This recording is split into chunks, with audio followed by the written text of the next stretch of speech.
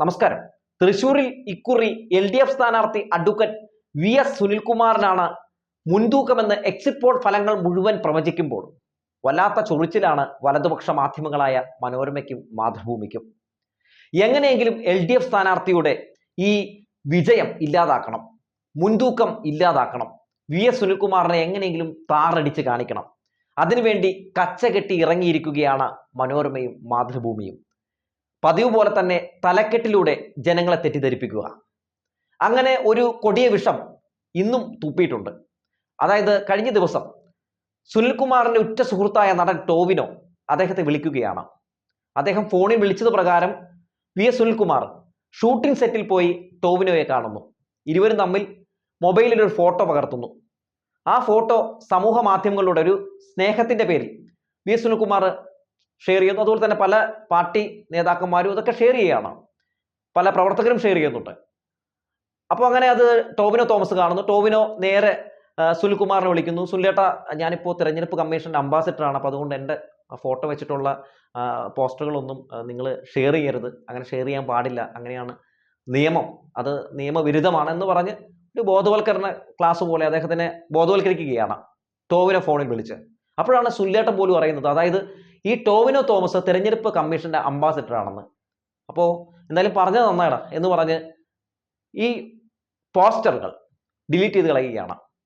അപ്പോൾ ഇരുവരും തമ്മിൽ നിൽക്കുന്ന പല ഫോട്ടോകളും പല ആളുകളും ഷെയർ ചെയ്തിട്ടുണ്ട്. ഇതുമായി ബന്ധപ്പെട്ട നടൻ ടോവിനോ തോമസ് ഇൻസ്റ്റാഗ്രാമിൽ ഒരു പോസ്റ്റ് ഇടുകയാണ്. അതായത് താൻ തിരഞ്ഞെടുപ്പ് കമ്മീഷന്റെ അംബാസിഡർ ആണെന്നും തൻ്റെ ഒപ്പമുള്ള ചിത്രങ്ങൾ സ്ഥാനാർത്ഥികൾ സമൂഹ മാധ്യമങ്ങളിലൂടെ പ്രചരിപ്പിക്കരുതെന്നും അത് നിയമവിരുദ്ധമാണെന്നും ഒക്കെ പറഞ്ഞുകൊണ്ട് ബോധവൽക്കരിച്ചുകൊണ്ട് ഒരു തിരഞ്ഞെടുപ്പ് കമ്മീഷന്റെ അംബാസിഡർ എന്ന രീതിയിൽ അദ്ദേഹം ഒരു പോസ്റ്റ് ഇടുകയാണ്. ഉടനെ തന്നെ അതിനെ അങ്ങ് വളച്ചൊടിച്ച് അതിലൊരു കുത്തിത്തിരിപ്പ് കണ്ടുകൊണ്ട് മനോരമയും മാതൃഭൂമിയും പിന്നെ ചില സംഘി കൊങ്ങി ചാനലുകളുമൊക്കെ ചാടി വീഴുകയാണ്. അതിൽ തലക്കെട്ടിലൂടെ ജനങ്ങളെ തെറ്റിദ്ധരിപ്പിച്ചതിൽ ഒന്നാം റാങ്ക് കിട്ടിയിരിക്കുന്നത് വേറെ ആർക്കുമല്ല, നമ്മുടെ മനോരമയ്ക്ക് തന്നെയാണ്. പിന്നെ അത് അങ്ങനെ ആയിരിക്കുമല്ലോ, മനോരമയുടെ വാർത്തയാണെന്ന് വായിക്കാം. അതായത് ടോവിനോയും VS സുനിൽകുമാർ നിൽക്കുന്ന ഒരു ഫോട്ടോ കൊടുത്തിട്ട് അതിൽ അവർ കൊടുത്തിരിക്കുന്ന തലക്കെട്ട് ഇങ്ങനെയാണ്: തന്നോടൊപ്പമുള്ള ചിത്രം പങ്കുവെക്കരുതെന്ന് ടോവിനോ തോമസ്, പോസ്റ്റ് ഡിലീറ്റ് ചെയ്ത് VS സുനിൽകുമാർ. അതായത് ഇത് വായിക്കുന്ന ആളുകൾക്ക് എന്ത് തോന്നും? അതായത് വായിക്കുന്ന ആളുകൾക്ക് തോന്നണം, അതായത് ഇങ്ങനെ ഫോട്ടോ എടുത്ത് പോസ്റ്റ് ചെയ്തതിൽ ടോവിനോ സുനിൽകുമാറിനെ വിളിച്ചങ്ങ് ചീത്ത പറഞ്ഞു, എന്നിട്ട് പേടിച്ച് സുനിൽകുമാർ അത് ഡിലീറ്റ് ചെയ്ത് കളഞ്ഞു. അതായത് ടോവിനോ തോമസിന്റെ പേരും പറഞ്ഞ് വോട്ട് പിടിക്കാൻ വേണ്ടി ടോവിനോ തോമസിനെ VS സുനിൽകുമാർ ആയുധമാക്കി. അത് തിരിച്ചറിഞ്ഞ ടോവിനോ സുനിൽകുമാറിനെ വിളിച്ച് ചീത്ത പറയുന്നു. അങ്ങനെ സുനിൽകുമാർ ഡിലീറ്റ് ചെയ്ത് കളയുന്നു എന്ന രീതിയിലൊക്കെ ഇത് ആളുകൾക്ക് തോന്നണം. അതുവഴി VS സുനിൽകുമാറിന് അവിടെ ജയസാധ്യതയൊന്നും ഇല്ല എന്നൊക്കെ ചില ആളുകൾക്കൊക്കെ ഒരു തോന്നലുണ്ടാകണം. അതുപോലെ തന്നെ ടോവിനോ തോമസിനെ ഉപയോഗിച്ചുകൊണ്ട് വോട്ട് മേടിച്ചെടുക്കാൻ വേണ്ടി ഒരു ചെറിയ കള്ളത്തരം VS സുനിൽകുമാർ അങ്ങ് കാണിച്ചു കൂട്ടി. അത് ടോവിനോ തോമസ് കണ്ടുപിടിച്ചപ്പോൾ ഈ VS സുനിൽകുമാർ ഡിലീറ്റ് ചെയ്തുകൊണ്ടങ്ങ് ഓടിക്കളഞ്ഞു എന്ന രീതിയിലൊക്കെ ഒരു പ്രതീതി ഉണ്ടാക്കാൻ വേണ്ടി ഉണ്ടാക്കിയിരിക്കുന്ന ഒരു കുത്തിത്തിരിപ്പ് വാർത്തയാണ്. മാതൃഭൂമിയും അടിച്ചിട്ടുണ്ട് ഇതുപോലൊരു സാധനം. മാതൃഭൂമി പറയുന്നത് ഇങ്ങനെയാണ്: പോസ്റ്റിൽ വിവാദം. ആർക്കും ഇല്ലാത്ത വിവാദമാണ് മനോരമയ്ക്കും മാതൃഭൂമിക്കും. അതങ്ങ് വിവാദമാക്കുകയാണ്, അങ്ങ് എഴുതി ചേർക്കുകയാണ്. പോസ്റ്റിൽ വിവാദം. എന്ത് വിവാദമാണ് ഇതിലുള്ളത്? അതായത് ഈ തിരഞ്ഞെടുപ്പ് കമ്മീഷന്റെ അംബാസഡർ ആണെന്നുള്ള കാര്യം സുനിൽകുമാർ അറിയുന്നില്ല. സുനിൽകുമാർ അറിഞ്ഞിട്ടില്ല എന്ന കാര്യം ടോവിനോ അറിയുമ്പോൾ ടോവിനോ എന്താണ് ചെയ്യുന്നത്? ഇനിയും പല ആളുകളും ടോവിനോനെ കാണാൻ വരാൻ സാധ്യതയുണ്ട്. ടോവിനോന്റെ ഏറ്റവും ഈ പറയുന്ന വലിയൊരു സഹപ്രവർത്തകനാണ് സുരേഷ് ഗോപി. അവിടെ NDA സ്ഥാനാർത്ഥിയായിട്ട് മത്സരിക്കുന്ന ഒരു വ്യക്തിയാണ്. മാത്രമല്ല മുരളീധരനും വരാനുള്ള സാധ്യതയുണ്ട്. അങ്ങനെ ഇനി ആരെങ്കിലുമൊക്കെ വരികയാണെങ്കിൽ അവർ ഫോട്ടോ എടുത്ത് ഫേസ്ബുക്കിൽ ഇടുകയാണെങ്കിൽ അത് ടോവിനോയും ബാധിക്കാൻ സാധ്യതയുണ്ട്. അതുപോലെ തന്നെ ആ സ്ഥാനാർത്ഥികളെയും ബാധിക്കാനുള്ള സാധ്യതയുണ്ട്. കാരണം ഇത് നിയമവിരുദ്ധമാണ്. അപ്പോൾ ടോവിനോ തോമസ് അതൊക്കെ വെളിപ്പെടുത്തിക്കൊണ്ട് വ്യക്തമാക്കിക്കൊണ്ട് ഒരു പോസ്റ്റ് ഇടുമ്പോൾ അതെങ്ങനെയാണ് ഒരു വിവാദമാവുന്നത്? അത് ഡിലീറ്റ് ചെയ്ത് കളഞ്ഞപ്പോൾ തന്നെ അത് അവിടെ നിന്നു. പക്ഷെ അതവിടെ നിർത്താൻ മനോരമയും മാതൃഭൂമി അങ്ങ് സമ്മതിക്കുന്നില്ല. അപ്പം മാതൃഭൂമി പറയുകയാണ്: ചിത്രം തെരഞ്ഞെടുപ്പ് പ്രചാരണത്തിന് ഉപയോഗിക്കരുതെന്ന് ടോവിനോ, പിൻവലിച്ച് VS സുനിൽകുമാർ. ഉപയോഗിക്കുന്ന വാക്കുകളൊക്കെ ഒന്ന് ശ്രദ്ധിക്കണേ. ചിത്രം തെരഞ്ഞെടുപ്പ് പ്രചാരണത്തിന് ഉപയോഗിക്കരുതെന്ന് ടോവിനോ, പിൻവലിച്ച് VS സുനിൽകുമാർ. എന്തൊക്കെ കാണണമോ എന്തോ. ഇതൊക്കെയാണ് ഇവരുടെ രാഷ്ട്രീയം എന്ന് പറയുന്നത്. ഇലക്ട്രൽ ബോണ്ടുമായി ബന്ധപ്പെട്ട് പട്ടിക പുറത്തു വന്നപ്പോൾ ഏതൊക്കെ പാർട്ടികൾ ഇലക്ട്രൽ ബോണ്ടിൽ നിന്ന് പൈസ കൈപ്പറ്റി എന്നുള്ള വാർത്തകൾ പുറത്തു വരുമ്പോൾ CPM മാത്രമാണ് ഇലക്ട്രൽ ബോണ്ടിൽ നിന്ന് പൈസ കൈപ്പറ്റാത്ത പാർട്ടികൾ. പക്ഷെ മാതൃഭൂമി എങ്ങനെയാണ് ആ വാർത്ത റിപ്പോർട്ട് ചെയ്യുന്നത്? അതായത് CPIക്കും CPMനും മാത്രം ഇലക്ട്രൽ ബോണ്ടിൽ നിന്ന് പൈസ കിട്ടിയില്ല. ഒന്ന് ആലോചിച്ച് നോക്കണേ. കിട്ടിയില്ല, ലഭിച്ചില്ല, വേണ്ടാന്ന് പറയുകയാണ് ചെയ്തത്. ഞങ്ങൾക്ക് ഇലക്ട്രൽ ബോണ്ടിൽ നിന്ന് 5 പൈസ വേണ്ട എന്നാണ് CPIയും പറഞ്ഞത്. മാത്രമല്ല CPIഎമ്മിന്റെ നിയമ പോരാട്ടം വഴിയാണ് ഇപ്പോൾ ഈ ഇലക്ട്രൽ ബോണ്ടിൽ നിന്ന് കോടിക്കണക്കിന് രൂപ കൈപ്പറ്റിയ ഈ BJPയുടെയും തൃണമൂൽ കോൺഗ്രസിന്റെയും അടക്കമുള്ള പല പാർട്ടികളുടെയും പല കള്ളത്തരങ്ങളും പുറത്തു വന്നത്. എന്നിട്ട് ഈ ഇലക്ഷൻ സമയത്ത് ജനങ്ങളെ തെറ്റിദ്ധരിപ്പിച്ച് LDFനെ എതിരാക്കി നിർത്താൻ വേണ്ടി ഈ കാണിച്ചു കൂട്ടുന്ന ഈ കമ്മ്യൂണിസ്റ്റ് വിരുദ്ധതയുണ്ടല്ലോ, ഈ വലതുപക്ഷ മാധ്യമങ്ങളുടെ, ഇതൊക്കെ ജനങ്ങൾ നന്നായി തന്നെ നോക്കിക്കാണുന്നുണ്ടെന്നേ. എന്നാൽ ഇവരുടെ മറ്റൊരു ഇരട്ടത്താപ്പ് കാണണേ. അതായത് കലാമണ്ഡലം ഗോപിയാശാനെ ഫോണിൽ വിളിക്കുകയാണ് സുരേഷ് ഗോപിയുടെ NDA സ്ഥാനാർത്ഥിയായിട്ടുള്ള സുരേഷ് ഗോപിയുടെ ഒരു കൂട്ടുകാരൻ, ഒരു ഡോക്ടർ. എന്നിട്ട് പറയുകയാണ്, ഇന്ന് സുരേഷ് ഗോപി വീട്ടിലേക്ക് വരുന്നുണ്ട്, അപ്പോൾ ആശാനെ ഇങ്ങനെ ഒന്ന് വന്നിട്ട് കാലൊക്കെ തൊട്ട് തൊഴുതൊക്കെ അങ്ങ് പോവും, അപ്പോൾ ആശാനെ അനുഗ്രഹിക്കണം എന്നൊക്കെ പറയുകയാണ്. കേവലം വോട്ട് ബാങ്ക് രാഷ്ട്രീയത്തിന് വേണ്ടിയുള്ള ചില ഉഡായിപ്പാണെന്ന് മനസ്സിലായപ്പോൾ ഗോപിയാശാൻ പറഞ്ഞു അത് പറ്റത്തില്ല, അതിനുവേണ്ടി വരണ്ട എന്ന്. അപ്പോൾ പറയാണ് കലാമണ്ഡലം ഗോപിയാശാന് പത്മഭൂഷൺ വേണ്ടയെന്ന്.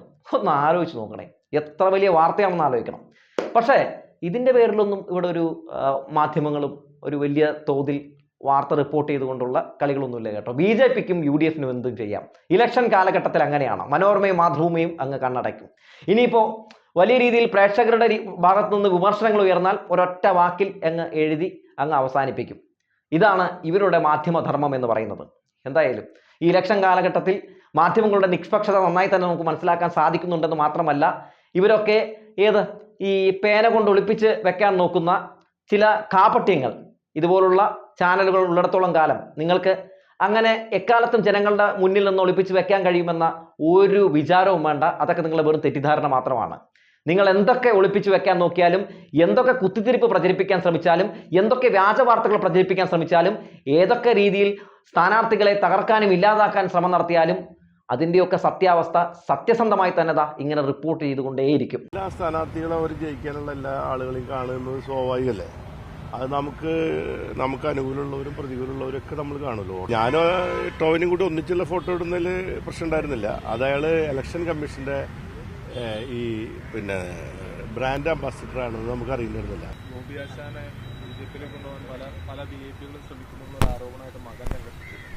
അത് നമ്മൾ ചർച്ച വിഷയങ്ങളുടെ കാര്യങ്ങളല്ല. സ്ഥാനാർത്ഥിയെ സംബന്ധിച്ച് അതൊന്നൊരു ചർച്ച ചെയ്യാൻ താല്പര്യമില്ല. അത് അവരുടെ കാര്യങ്ങളാണ്.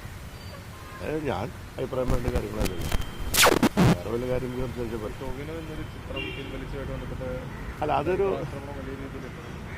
അത് അയാളുടെ കുഴപ്പമില്ല. അത് ഞാൻ ടൊവിന് ഞങ്ങൾ അടുത്ത സുഹൃത്തുക്കളാണ്. അപ്പോൾ നമ്മുടെ വോട്ടറും കൂടിയാണ്. അപ്പോൾ അദ്ദേഹം ഷൂട്ടിംഗ് കൂടി ഉള്ളതുകൊണ്ട് ഞാൻ ആളെ കാണാൻ പോയപ്പോൾ ഒരു ഫോട്ടോ ഉണ്ടായിരുന്നു. അപ്പോൾ ആ ഫോട്ടോ നമ്മുടെ ആളുകളുടെ എടുത്തിട്ടപ്പോൾ ചിഹ്നടക്കമുള്ള ഫോട്ടോ ഇട്ടു, ഒരു പ്രചരണ ഫോട്ടോ പോലെ ഇട്ടു. അപ്പം ഞാനോ ടോവിനും കൂടി ഒന്നിച്ചുള്ള ഫോട്ടോ ഇടുന്നതിൽ പ്രശ്നം ഉണ്ടായിരുന്നില്ല. അത് അയാൾ ഇലക്ഷൻ കമ്മീഷന്റെ ഈ ബ്രാൻഡ് അംബാസിഡർ ആണെന്ന് നമുക്ക് അറിയുന്നില്ല. അപ്പം ഞാൻ അപ്പം തന്നെ അത് നമ്മുടെ ആളുകളോട് നിർദ്ദേശം കൊടുത്തു, ഇടുമെന്ന് പറഞ്ഞു. അത് പിൻവലിക്കുകയും ചെയ്തു. അതിൽ പ്രശ്നങ്ങളില്ല. ഇപ്പോൾ അത് അവസാനിച്ചു. പ്രമുഖരടക്കം ഈ പല കോണുകളിൽ നിന്ന് ഇടപെട്ട് സ്വാധീനിക്കാൻ ശ്രമിക്കുന്നതിൻ്റെ ഒരു ഇതാണോ?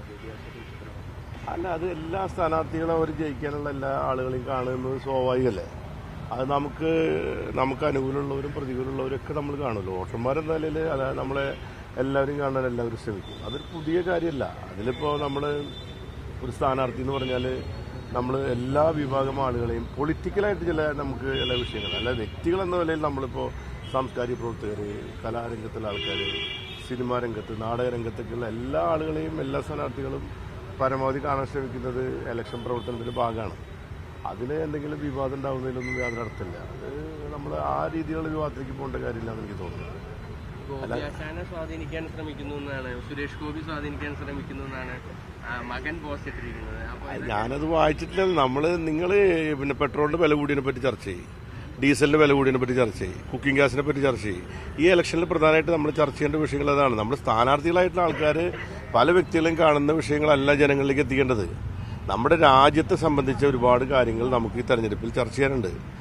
നമ്മുടെ മതേതരത്വത്തെ പറ്റി, പൗരത്വ നിയമത്തെപ്പറ്റി, ഇങ്ങനെയുള്ള നിരവധി വിഷയങ്ങൾ നമ്മുടെ രാജ്യത്ത് ഈ തെരഞ്ഞെടുപ്പിൽ ഉയർത്തിക്കൊണ്ടുവരുന്നതിന് പകരം നമ്മൾ ചേമ്പി കുത്തി ചേന കുത്തി എന്നുള്ള വർത്തമാനം പറയുന്ന രീതിയിലേക്ക് നമ്മൾ പോകാൻ പാടില്ല. ഇതൊരു ഗൗരവപ്പെട്ട ഇലക്ഷനാണ്. അപ്പോൾ അതുകൊണ്ട് സ്ഥാനാർത്ഥികളുമായി ബന്ധപ്പെട്ടുകൊണ്ട് അവരുടേതായ രീതിയിൽ അവർ മൂവ് ചെയ്യും. അത് നമ്മളാരും അതിൽ അസ്വസ്ഥപ്പെട്ടിട്ട് കാര്യമില്ല.